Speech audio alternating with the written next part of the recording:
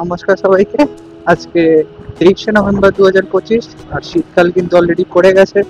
আর এই শীতে কিন্তু আমাদের ইচ্ছা হয় একদিনের একটা ছোটখাটো ট্রিপ করে নেওয়ার। আর সেরকমই কিন্তু আজকে আমাদের ব্লগটা আমি তুলে ধরতে চলেছি।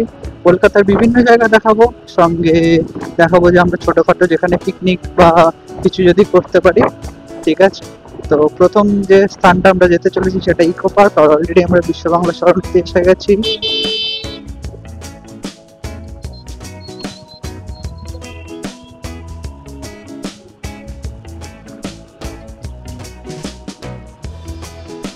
আর এটি কিন্তু আমাদের বাদিকে যে ক্যাম্পাসটি আছে, এটা ইকো পার্কের ক্যাম্পাস। তো আপনারা যারা কলকাতা থেকে আসছেন তারা কিন্তু কলকাতা সাইড থেকে নারকেল বাগান বা আপনার বিশ্ব বাংলা যে গেট আছে সেই গেটের যে কোনো বাস ধরে চলে আসবেন নারকেল বাগান বা রবীন্দ্র তীর্থ বা বিশ্ব বাংলা গেট। তারপরে কিন্তু আপনারা যে কোনো চিনার পার্কগামী বাসে উঠে আপনারা চলে আসতে পারেন ইকো পার্কের 2 নম্বর গেটে। সেখান থেকে কিন্তু আপনারা ইকো পার্কে এন্ট্রি করতে পারেন। আর ইকো পার্কে কি কি জিনিস আছে দেখার জন্য, এই যে 7 ওয়ান্ডার্স, এটা কিন্তু আপনারা পেয়ে যাবেন ইকো পার্কের 4 নম্বর গেটের দিকে। আর আপনারা কিন্তু ইকো পার্কে অনেক ছোটখাটো মানে স্টলস পেয়ে যাবেন খাওয়া দাওয়া করার, বা বাড়ির থেকেও নিয়ে আসতে পারেন। তো ইকো পার্ক কিন্তু একটা খুব সুন্দর স্থান পিকনিক করার জন্য। আর এই হচ্ছে ইকো পার্কের 4 নম্বর গেট, যেটি আমি দেখাতে চলেছি। এটি কিন্তু ইকো পার্কের 4 নম্বর গেটের পার্কিং। আর এখানে কিন্তু আপনি পেয়ে যাবেন 7 ওয়ান্ডার্স।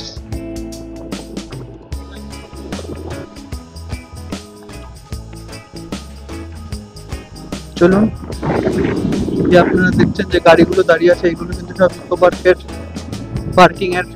আর 4 নম্বর গেট থেকে যদি আপনারা যান তাহলে আপনারা প্রথমে দেখতে পারবেন 7 ওয়ান্ডার, যেখানে ইকো পার্কের 30 টাকার টিকিট এর বিনিময়ে আপনারা ইকো পার্কটা দেখতে পারবেন। তারপরে কিন্তু আপনারা দেখতে পারবেন আরো 30 টাকা টিকিট কেটে কিন্তু আপনাদের ঢুকতে হবে ইকো পার্কের 7 ওয়ান্ডার্সে। ঠিক আছে, আর আপনারা যদি 2 নম্বর গেট দিয়ে ঢোকেন, 2 নম্বর গেট দিয়ে ঢুকতে পারেন, সেখান থেকেও কিন্তু আপনারা যেতে পারবেন।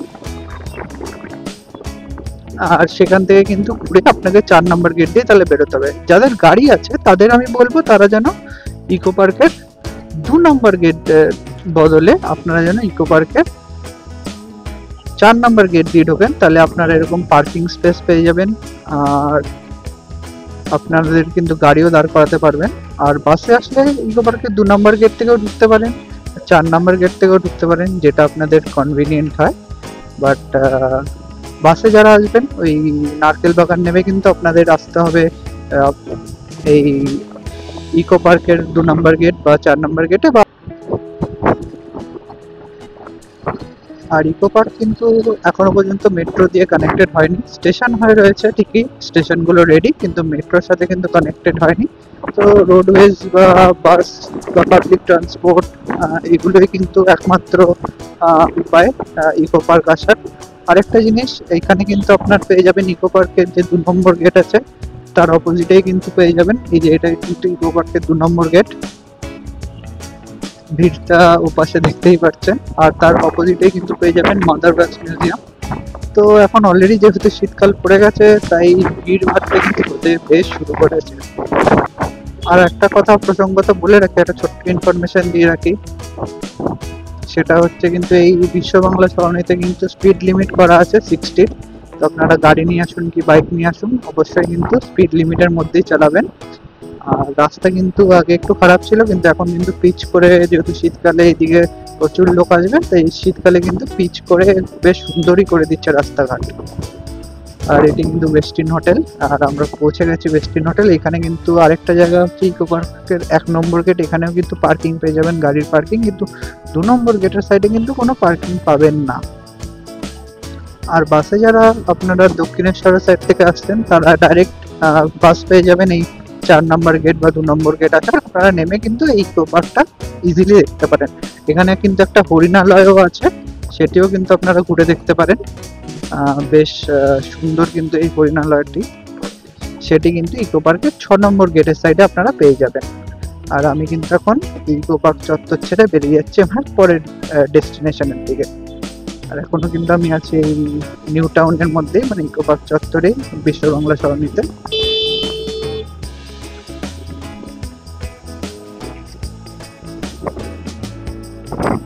এবার কিন্তু আমরা পৌঁছে গেছি অলরেডি বিশ্ব বাংলা গেটের কাছে। আর আপনারা দেখতেই পাচ্ছেন দূরে বিশ্ব বাংলা গেট। এই বিশ্ব বাংলা গেটও কিন্তু একটি ইউনিক স্ট্রাকচার। ওপরে কিন্তু একটা রেস্টুরেন্ট আছে, আপনারা কিন্তু অবভিয়াসলি চেক আউট করতে পারেন। যারা এই সাইডে আসছেন তারা কিন্তু এই রেস্টুরেন্টে চেক আউট করতে পারেন, বেশ ভালোই খাবার। আর এটি কিন্তু নারকেল বাগান বাস স্টপ। আর যারা ইকো পার্ক যাবেন ওই দিক দিয়ে কিন্তু আপনার ইকো পার্কগামী বাস পেয়ে যাবেন।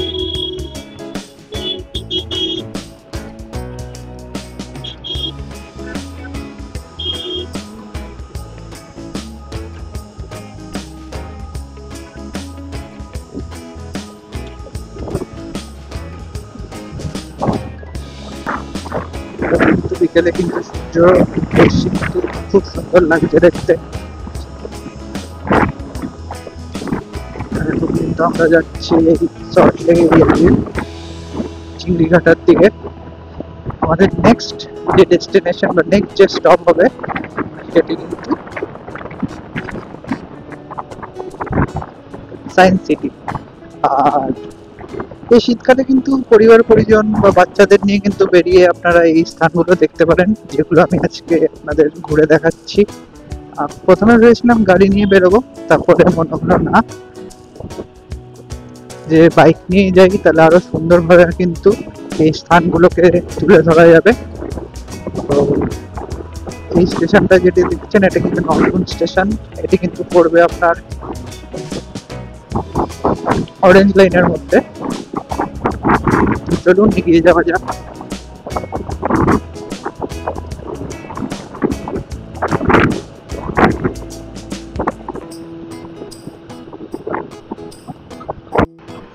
তো আমরা কিন্তু এখন উঠে পড়েছি এই ইএম বাইপাসে।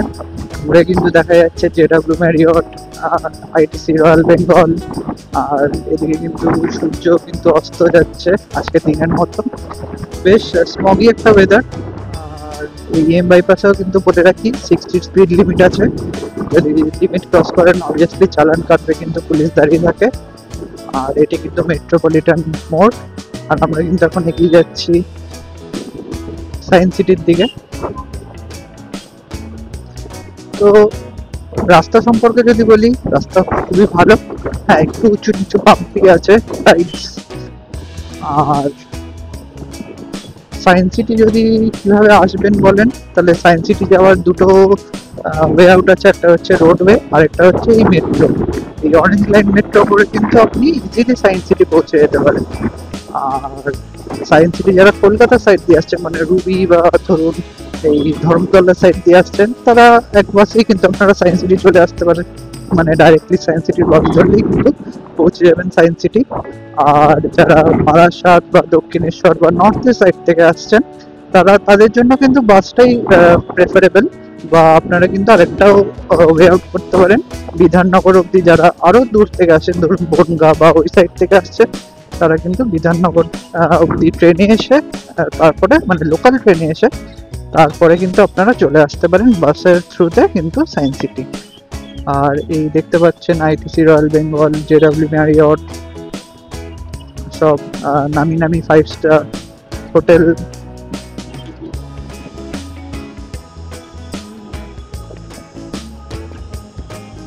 আমি কিন্তু এখন সেটা গিয়ে ডান দিকে মুড়বো, তাই আস্তে করে লুকিং গ্লাস দেখে কিন্তু আমাকে রাইট সাইডে চলে যেতে হবে।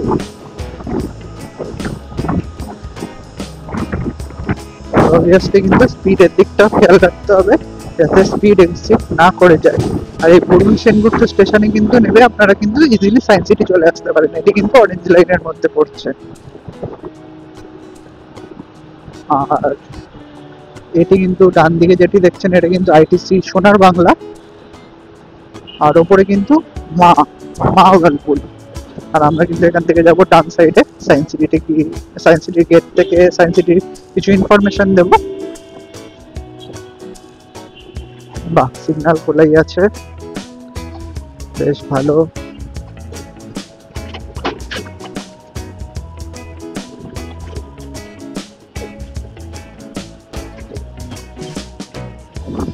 আপনাদের ওই মোড়ে নেমে, যেই মোড়টার থেকে ডান দিক নিলাম ওই মোড়টা নেমে কিন্তু যারা বাসে আসবেন তাদের হেঁটে আসতে হবে, আর যারা এই সাইডে টোটালি যাবেন তারা কিন্তু ডাইরেক্টলি, এটি কিন্তু সায়েন্স সিটির গেট,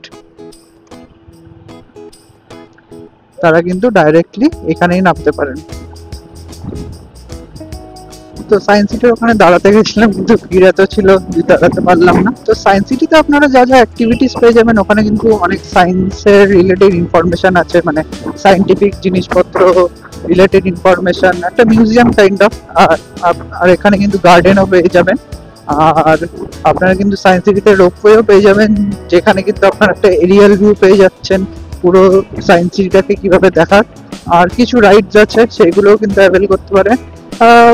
ধরে রাখুন সায়েন্স সিটি কিন্তু একটা অল ডে ট্রিপ বা বলতে পারেন একটা হাফ ডে ট্রিপ কিন্তু ইজিলি আপনারা চুজ করতে পারেন, সায়েন্স সিটিটাকেও ইজিলি আপনাদের বাকেট লিস্টে রাখতে পারেন। আমি লাস্ট এসেছিলাম সায়েন্স সিটিতে 2019 সালে, যখন আমার দিদি এসেছিল, দিদির মেয়েকে নিয়ে এসেছিলাম, বেশ সুন্দর একটা সময় কেটেছিল। আর এখন কিন্তু আমরা এগিয়ে যাচ্ছি এই 4 নম্বর ব্রিজের রাস্তা ধরে, কিন্তু আমরা পার্ক সার্কাসের দিকে এগিয়ে যাচ্ছি। তো পার্ক সার্কাস এরিয়ায় এখন আমরা কোয়েস্ট মলের সাইডে আছি, এটা কিন্তু কোয়েস্ট মল, দেখতেই পাচ্ছেন কোয়েস্ট মল খুব সুন্দর একটি মল, মানে আমাদের কিন্তু এই কলকাতা এরিয়ার সব থেকে দামি মল বলতে পারেন।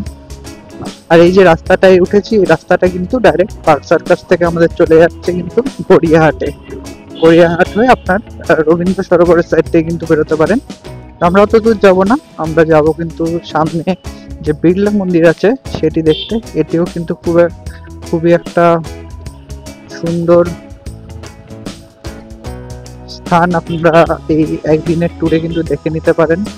এটা কিন্তু একটা place to visit in Kolkata বলতে পারেন।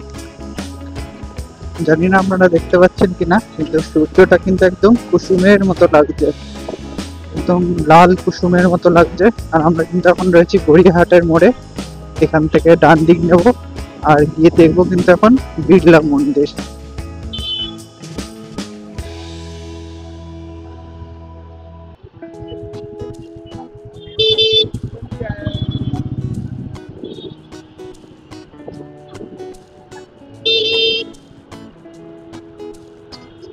কিন্তু গড়িয়াহাটের মোড় থেকে আমরা রাইট সাইড নিয়ে নিলাম।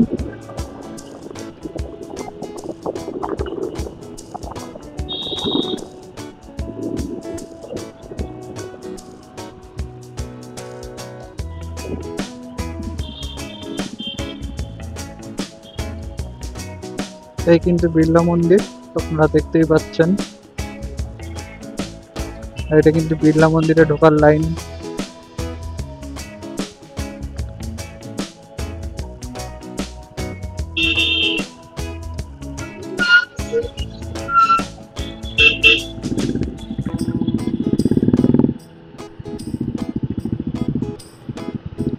বিড়লা মন্দিরও কিন্তু আপনাদের স্পটে রাখতেই পারেন। আর বিড়লা মন্দির আসার জন্য কিন্তু পার্ক সার্কাস থেকে যে কোনো গড়িয়াহাটগামী বাস ধরে কিন্তু ইজিলি চলে আসতে পারেন বিড়লা মন্দিরে। আপনারা যদি গড়িয়াহাট সাইড থেকে আসেন তাহলে গড়িয়াহাট সাইড থেকে কিন্তু যে কোনো বাস ধরেই আপনারা চলে আসতে পারেন এই বিড়লা মন্দিরে। আর সম্ভবত 4:30 কি তারপর দিয়ে খোলে, এখন লাইন রয়েছে মন্দিরে ঢোকার জন্য। আর এটিও কিন্তু একটা মাস্ট ভিজিট প্লেস বলতে পারেন। তো এখন কিন্তু আমি উঠে গেছি এজেসি বোস রোডের ফ্লাইওভারে।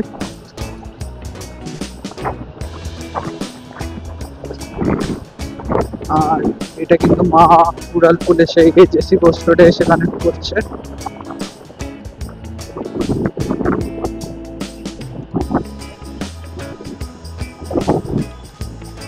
আর এবার কিন্তু আমরা দেখে নেব কলকাতার যে ফেমাস প্লেসেস গুলো আছে, যেগুলো মাস্ট ভিজিট প্লেসেস সেগুলো। আর যদিও এই 3টে জায়গা যেটা দেখলাম, ইকো পার্ক, সায়েন্স সিটি আর বিড়লা মন্দির, এগুলো কিন্তু আপনার মাস্ট ভিজিট প্লেসের মধ্যেই পড়ে, এগুলো কিন্তু অবশ্যই দেখবেন। আর এখন যাচ্ছি কিন্তু আমি এই এজেসি বোস রোড ধরে সোজা নামবো একদম এসএসকেএম পিজির যে হাসপাতাল আছে সেই পিজি হাসপাতালের মুখে। এখান থেকে বাঁ দিক নিয়ে কিন্তু দেখবো আলিপুর জু। আর আলিপুর জু কিন্তু আপনারা অনেকভাবেই আসতে পারেন, মেট্রো করে আসতে পারেন, বাসে করে আসতে পারেন, ইভেন ট্রেন করেও আসতে পারেন। তো মেট্রো করে যদি আসেন আপনি রবীন্দ্র সদনে নামবেন, রবীন্দ্র সদন থেকে কিন্তু আপনি ইজিলি চলে যেতে পারবেন আলিপুর জুতে। আর এই রবীন্দ্র সদন থেকে কিন্তু আপনারা পেয়ে যাবেন অনেক অটো, বা ওখানে কিন্তু ডাকবে, আপনারা বাসও পেয়ে যাবেন আলিপুর জু যাওয়ার জন্য। চলুন যাওয়া যাক আলিপুর জু এর দিকে। আর বাসে করে যদি আসেন, বাসে করে তো ডাইরেক্ট যদি আপনারা এসএসকেএম এর ওই সামনে নামেন, এসএসকেএম থেকে বাস পেয়ে যাবেন বা অটো পেয়ে যাবেন আলিপুর জু যাওয়ার জন্য। আর এখন আমরা এগিয়ে চলেছি আলিপুর জু এর দিকে, চলুন যাওয়া যাক।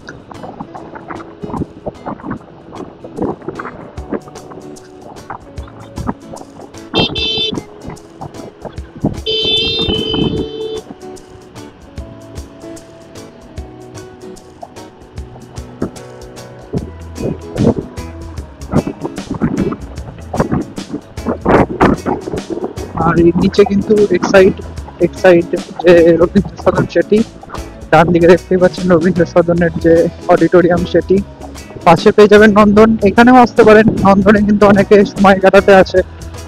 আর কলকাতা ফিল্ম ফেস্টিভ্যাল বলুন, আর বাদ বাকি যা ফিল্ম ফেস্টিভ্যাল বা অনেক মুভি, এগুলো কিন্তু নন্দনে হয়। আর ডান দিকে দেখা যাচ্ছে কিন্তু ভিক্টোরিয়া মেমোরিয়াল, আর বাদিকে কিন্তু এটি এসএসকেএমপিজি হাসপাতাল। এই নেমেই কিন্তু আমরা বাদিকের যে রাস্তাটি আছে সেটি নিয়ে নেব।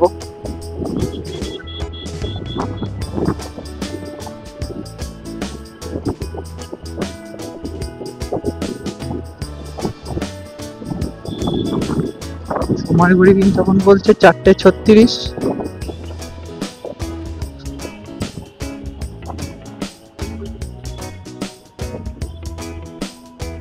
আর আমরা কিন্তু এখন যাচ্ছি আলিপুর জু এর দিকে, যদিও এটি একদমই ফেভারেবল টাইম না আলিপুর জু যাওয়ার জন্য, বাট একটু লেট হয়ে গেছে আর কি।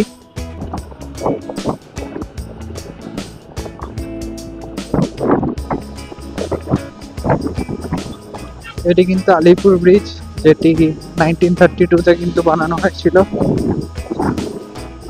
আলিপুরের মধ্যে দিয়ে কিন্তু এখন আমরা যাচ্ছি।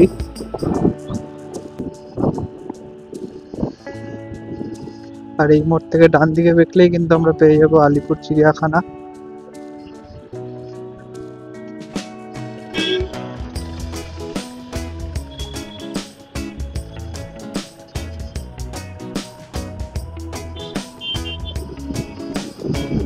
এটি কিন্তু আলিপুর চিড়িয়াখানার গেট, আপনারা কিন্তু পরিবার পরিজন বাচ্চাদের নিয়ে ইজিলি আসতে পারেন এই আলিপুর চিড়িয়াখানায়। ভিড় দেখে বুঝতেই পারছেন, যেহেতু শীতকাল পড়েছে তাই প্রচন্ড ভিড় হবে, কিন্তু এই ভিড়ের মধ্যে আসতেও বেশ ভালো লাগবে আপনাদেরও। আলিপুর চিড়িয়াখানা কিন্তু খুব ফেমাস জায়গা, বিভিন্ন জুলজিক্যাল যে স্পিসিস আছে তাদের ব্যাপারে অনেক ইনফরমেশন পেয়ে যাবেন, প্রচুর জীবজন্তু আছে। বাচ্চাদের আর পরিবার পরিজনদের নিয়ে আসলে কিন্তু খুবই ভালো লাগবে। তো এটি কিন্তু একটা মাস্ট ভিজিট করা প্লেস। আর আপনারা কিন্তু এই এসএসকেএমপিজি থেকে অটো পেয়ে যাবেন বা বাস পেয়ে যাবেন এখানে ডাইরেক্টলি আসার। আর এই নিচ দিয়ে যেটি, এই ব্রিজটি যেটি আছে তার নিচ দিয়ে যেটি যাচ্ছে যে ক্যানেল, বা বলতে পারেন এটি কিন্তু আদিগঙ্গা, এখন ক্যানেলের রূপে পরিণত হয়েছে। আর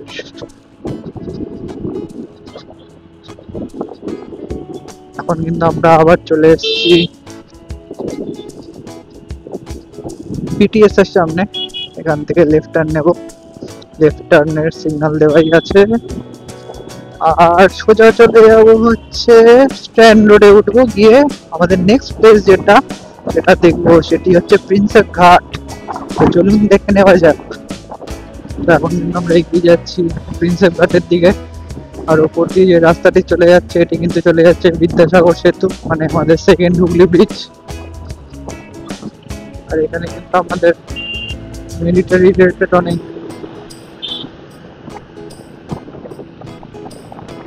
বিল্ডিংস অ্যান্ড অফিসেস পেয়ে যাবেন। ফোর্ট উইলিয়াম আছে, সেকেন্ড ফোর্ট উইলিয়ামের একটি গেট, যেটি কিন্তু ইস্টার্ন কমান্ডের হেডকোয়ার্টার। আর এইটি কিন্তু প্রিন্সেপ ঘাটের সেই জায়গা, ফেমাস জায়গা। বাদিকে দেখতেই পাচ্ছেন, এখানে কিন্তু আপনারা গঙ্গার ঘাট পেয়ে যাবেন। আর এখানে গঙ্গার ঘাটে কিন্তু আপনারা ইভেন বোট নিয়ে কিন্তু আপনারা গঙ্গায় কিন্তু একটু রাইডেও যেতে পারেন। প্রিন্সেপ ঘাট আসার একটা বেস্ট ওয়ে হচ্ছে দমদম বা মাঝেরহাট সাইডের যে কোনো ট্রেন নিয়ে আপনারা কিন্তু ইজিলি প্রিন্সেপ ঘাট আসতে পারেন। আর এই যে ট্রেন দাঁড়িয়ে আছে দেখতে পাচ্ছেন, এই ট্রেনগুলো কিন্তু চলে, ট্রেনগুলো কিন্তু চক্র রেলের।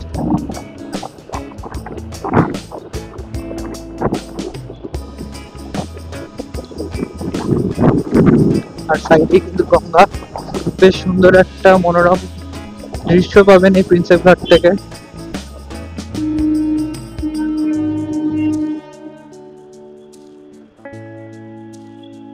এটি কিন্তু আমাদের মাঝেরহাট দত্তপুকুর লোকাল।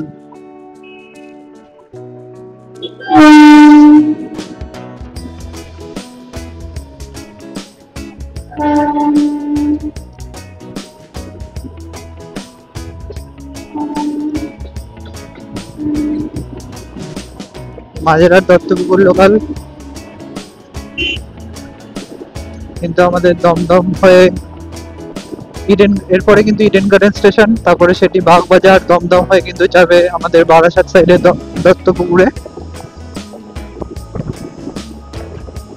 আর এই কিন্তু আমরা এসে গেছি প্রায় বাবুঘাট, পিছনে কিন্তু বাবুঘাট। আর এই কিন্তু আমরা এখন নিয়ে নিলাম ঘোস্তপাল সরণি। আর এরপরে জায়গাটি যেটি দেখবো সেটি হচ্ছে ইডেন গার্ডেন্স। আর কলকাতার খুব ফেমাস কিন্তু Eden gardens. Eden gardens cricket stadium কিন্তু আছেই অবশ্য, কিন্তু ইডেন গার্ডেন্স পার্ক এই যে বাঁ পাশে আপনারা দেখতে পাচ্ছেন, এটা কিন্তু অ্যাকচুয়াল ইডেন গার্ডেন্স। আর এইগুলো কিন্তু ফোর্ট উইলিয়ামের অধীনেই পড়ে।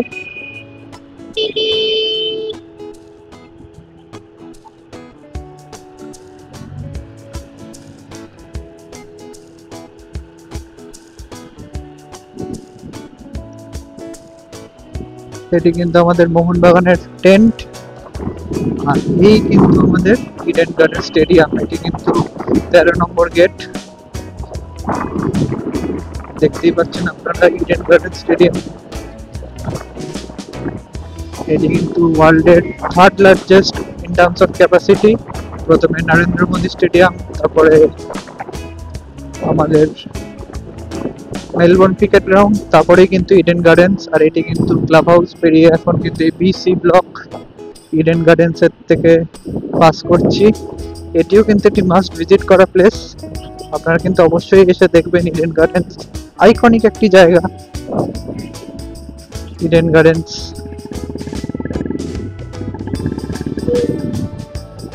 আর ইডেন গার্ডেন্স এর পরে কিন্তু এই সোজা দেখা যাচ্ছে কিন্তু হাইকোর্ট।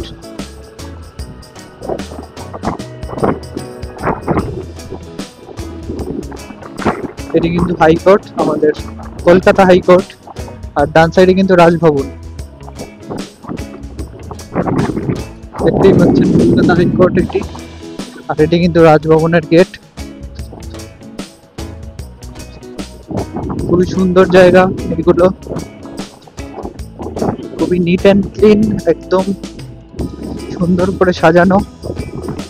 আর এখন আমরা এসে গেছি হেরিটেজ সব বিল্ডিং এর সাইডে বিবিডি বাগ। এখন আমরা বিবিডি বাগের উপর দিয়ে যাচ্ছি আমরা। এখানে কিন্তু পেয়ে যাবো আমাদের মহাকরণ, লালবাজার।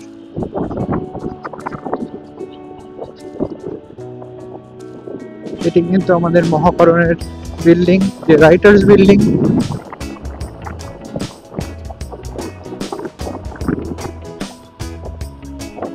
তারপরে কিন্তু আমাদের কলকাতা পুলিশের হেডকোয়ার্টার লালবাজার।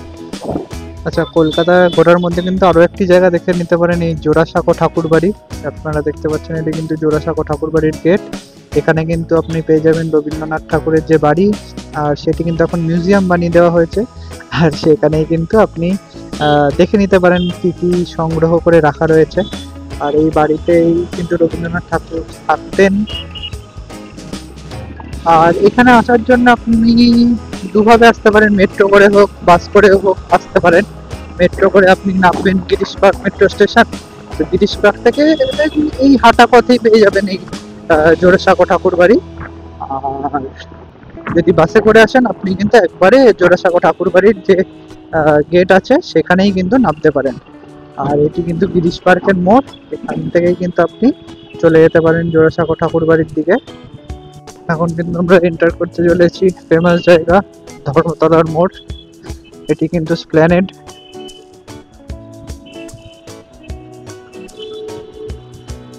আর বাদিকে কিন্তু টিপু সুলতান মসজিদ, ডান দিকে আমাদের কেসি দাসের মিষ্টির দোকান।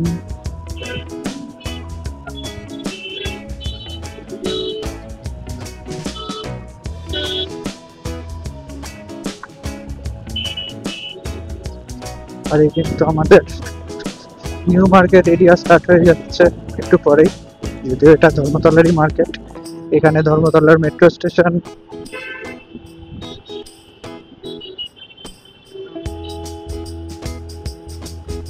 ডান দিকে কিন্তু আপনার শহীদ মিনার আছে।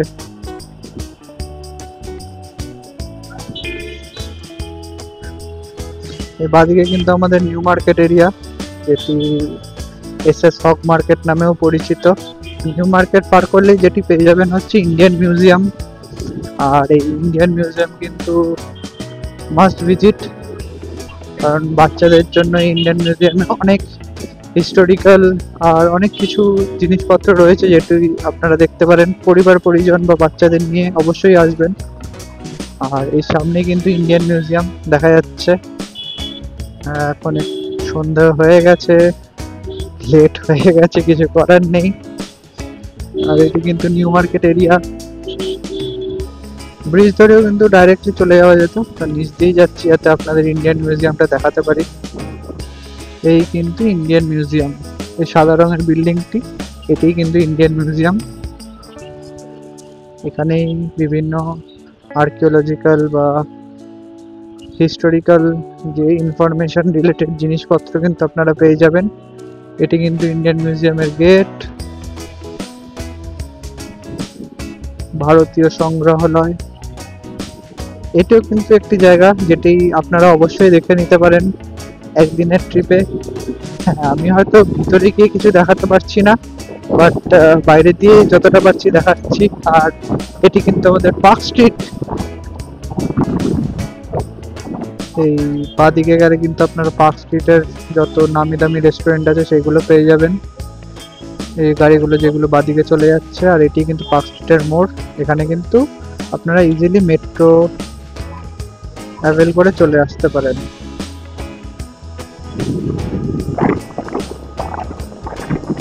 এবার কিন্তু আস্তে আস্তে ঠান্ডা লাগছে, কারণ অন্ধকার হয়ে গেছে। যদিও আমি একটা জ্যাকেট পরেই এসেছি, বাট স্টিল অন্ধকার হলেই কিন্তু ঠান্ডা বাড়ে। অন্ধকার হয়ে গেছে বলে হয়তো দেখতে একটু প্রবলেম হতে পারে, কিন্তু এই ডান দিকে কিন্তু ময়দান, যেখানে কিন্তু আপনারা ইজিলি আসতে পারেন মেট্রো নিয়ে। যে কোনো সাইডের মেট্রো নিয়ে আপনারা চলে আসবেন ময়দান মেট্রো স্টেশন, সেখান থেকে কিন্তু চলে যেতে পারবেন বা দেখে নিতে পারবেন এই ময়দান। এবার সামনে যে জায়গাটায় যাচ্ছি এখানে কিন্তু আপনারা পেয়ে যাবেন যে কলকাতার মেন আকর্ষণ যে জায়গাগুলো সেইগুলো। প্রথম স্থানটি হলো বিড়লা প্ল্যানেটেরিয়াম। এই যে ডান দিকে যে দেখা যাচ্ছে ডোম মতো স্ট্রাকচারটি, এটি কিন্তু বিড়লা প্ল্যানেটেরিয়াম। এখানে কিন্তু অ্যাস্ট্রোনমি রিলেটেড নানান কিছু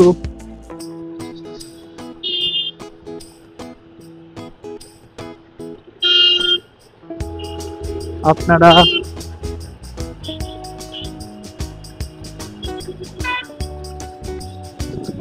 দেখতে পারবেন। আর এই বিড়লা প্ল্যানেটেরিয়ামের সামনে কিন্তু পেয়ে যাবেন সেন্ট পল ক্যাথেড্রাল।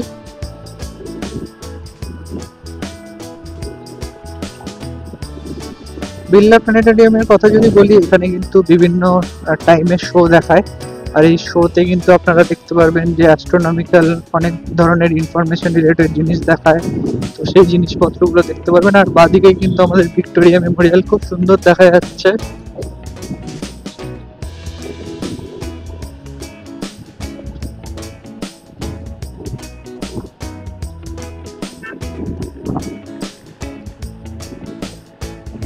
আস্তে আস্তে ক্রুজ করতে করতে যাচ্ছি ভিক্টোরিয়া মেমোরিয়ালের সামনে।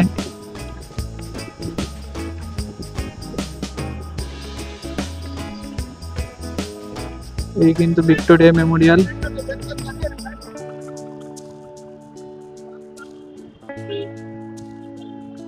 দেখতেই পাচ্ছেন ভিক্টোরিয়া মেমোরিয়াল।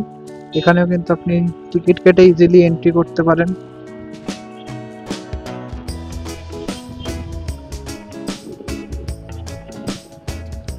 আর এটিও কিন্তু খুব একটা জনপ্রিয় স্থান পিকনিক করা বা ঘুরে দেখার জন্য এই কলকাতায়। তো অবশ্যই কিন্তু আপনারা দেখবেন এই ভিক্টোরিয়া মেমোরিয়াল। আর পাশে ঘোড়ার গাড়ি, ফিট অ্যান্ড গাড়ি যে রয়েছে। এখন কিন্তু আমরা উঠে যাচ্ছি রেড রোডে। আর এখান থেকে কিন্তু নেবো রাইট টার্ন। সামনে কিন্তু এটি দেখা যাচ্ছে যে ফাঁকা জায়গাটি, এটি কিন্তু রেস কোর্স। আর এই উঠে গেলাম কিন্তু রেড রোডে। আর সামনে কিন্তু এটি যাচ্ছে ফিট অ্যান্ড গাড়ি, ঘোড়ার গাড়ি। আর এইখানে কিন্তু আপনারা পিকনিক বাগেরা অনেক কিছু করতে পারেন। ফাঁকা জায়গা, মাঠের মতো খেলতে পারেন অনেক কিছু। মানে আপনাদের মতো একটি দিন কিন্তু এইখানে বিড়লা প্ল্যানেটেরিয়াম, তারপরে ইন্ডিয়ান মিউজিয়াম, সেন্ট পল ক্যাথেড্রাল, ভিক্টোরিয়া মেমোরিয়াল এগুলো দেখে কিন্তু ইজিলি একদিন খুব সুন্দরভাবে কাটাতে পারেন।